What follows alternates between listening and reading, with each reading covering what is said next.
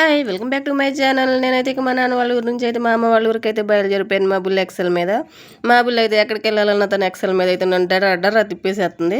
కానీ మమ్మల్ని అయితే అందరూ వింతగా చూస్తున్నారు.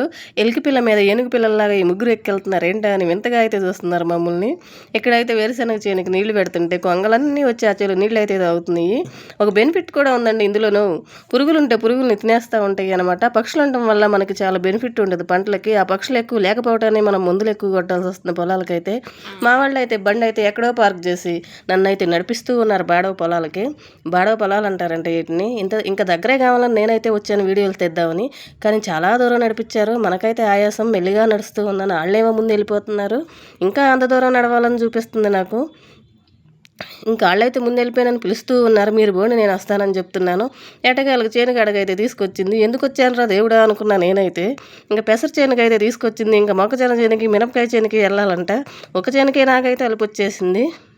ఇంక మా అక్క అయితే చేను చుట్టూ తిరిగింది. ముందు కొట్టాలా వద్దా, పురుగులు ఉండయా అంట. నేనైతే మెదలకుండా అక్కడే కూర్చుని పెసరకాయలు కోసుకుని తింటూ కూర్చున్నాను. ఇంకా తర్వాత అయితే వేరే చేనుకి వెళ్దాం రమ్మని పిలిచింది. నేనైతే రాను అంటే కాసేపు థమ్సప్ కొనుక్కొచ్చి ఇచ్చింది.